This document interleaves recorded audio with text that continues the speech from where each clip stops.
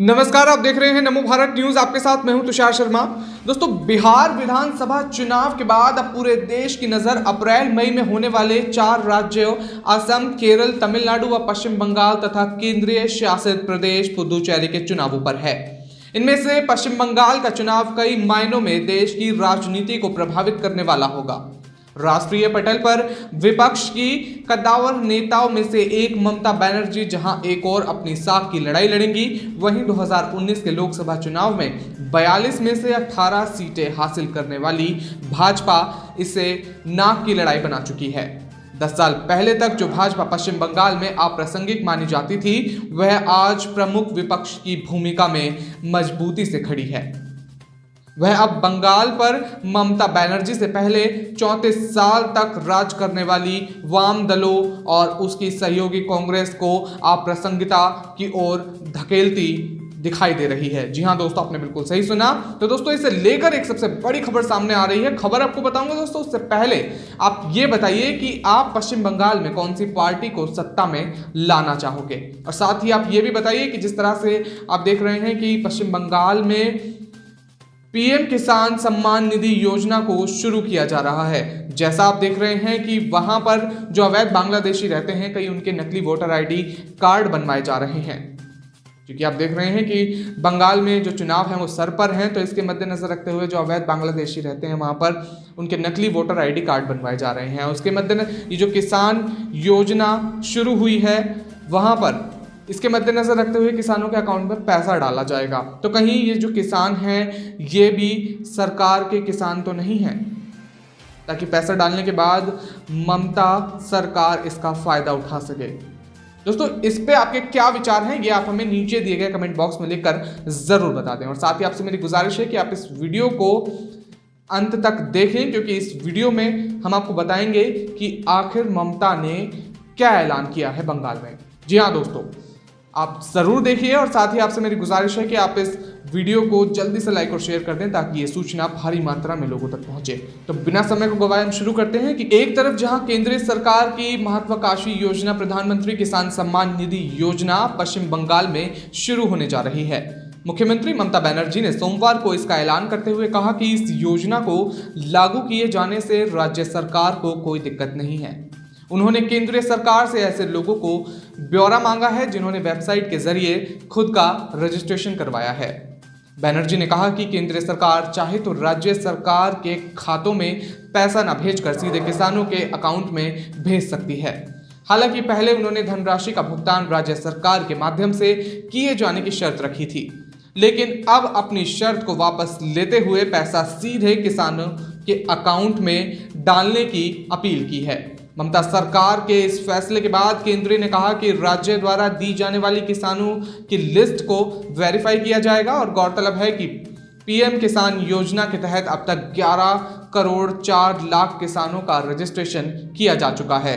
इस योजना के तहत इससे पहले 10 करोड़ 49 लाख किसानों को 96,000 करोड़ रुपए से ज्यादा की राशि सीधे उनके बैंक खातों में पहुंचाई गई थी।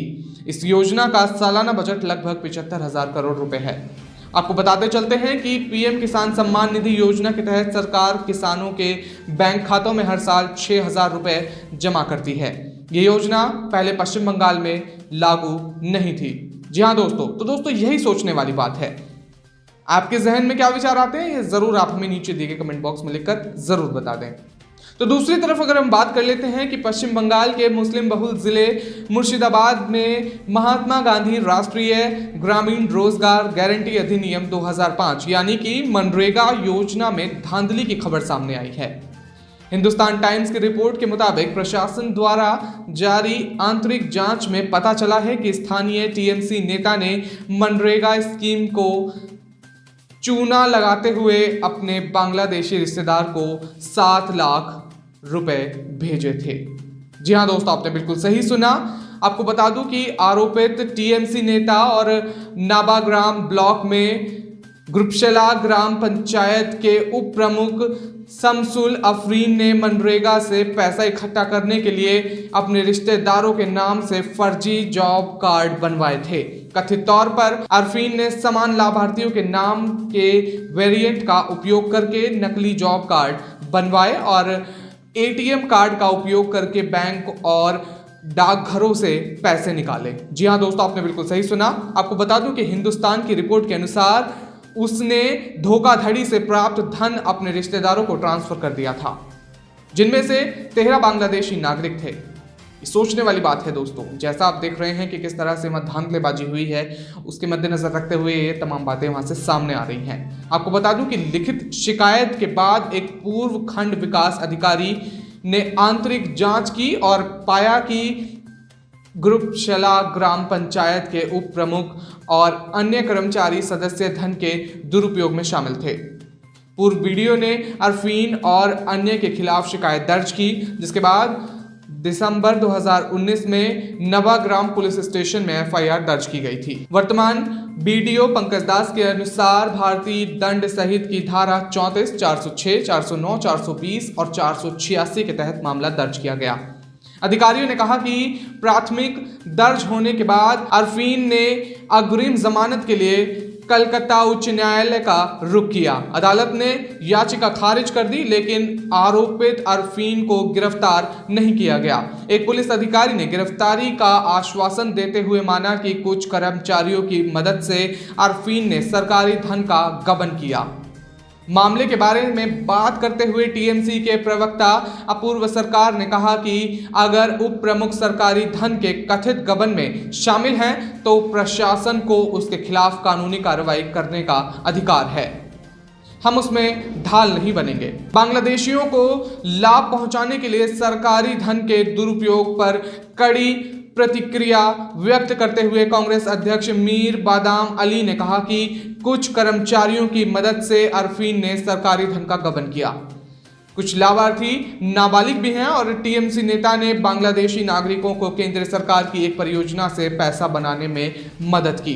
गौरतलब है कि इस साल जून में पश्चिम बंगाल में चक्रवाती तूफान के दौरान दिए जाने वाले मुआवजे में भी टीएमसी नेताओं पर बड़े पैमाने पर भ्रष्टाचार का आरोप लगा था, जिसके बाद मुख्यमंत्री ममता बनर्जी को मजबूरन जांच का आदेश देना पड़ा था। राज्य सरकार ने उन 5 लाख पीड़ितों में से हर एक को, जिनके घर नष्ट हो गए थे, 20,000 रुपए देने की घोषणा करी थी, लेकिन सीएम के पास 2,000 से अधिक शिकायतें भ्रष्टाचार का आरोप लगाते हुए दर्ज की गई थी। कई टीएमसी ग्राम पंचायत सदस्य और उनके रिश्तेदार, जिनके पास पक्के मकान थे और उन्हें कोई नुकसान नहीं हुआ था, उन्हें राहत राशि मिली थी, जबकि जो वाकई में पीड़ित थे उन्हें इसका लाभ तक नहीं मिला था।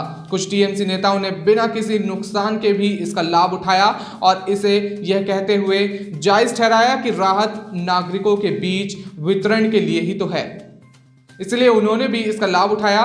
और कई आरोपों के बाद राज्य सरकार ने जांच का आदेश दिया था। बाद में उच्च न्यायालय ने सीएजी से मामले की जांच करने को कहा था। जी हां दोस्तों, ये अब तक की दोस्तों सबसे बड़ी खबर सामने आ रही है।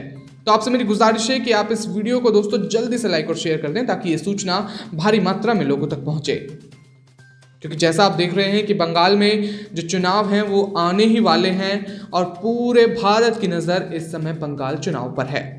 तो आप इस वीडियो को जल्दी से शेयर करें और तब तक के लिए हमारे साथ बने रहिए नमो भारत न्यूज़ में। धन्यवाद। वीडियो को लाइक, सब्सक्राइब और शेयर करना ना भूलें। अपने विचारों को कमेंट बॉक्स में लिखकर हम तक जरूर पहुंचाइए।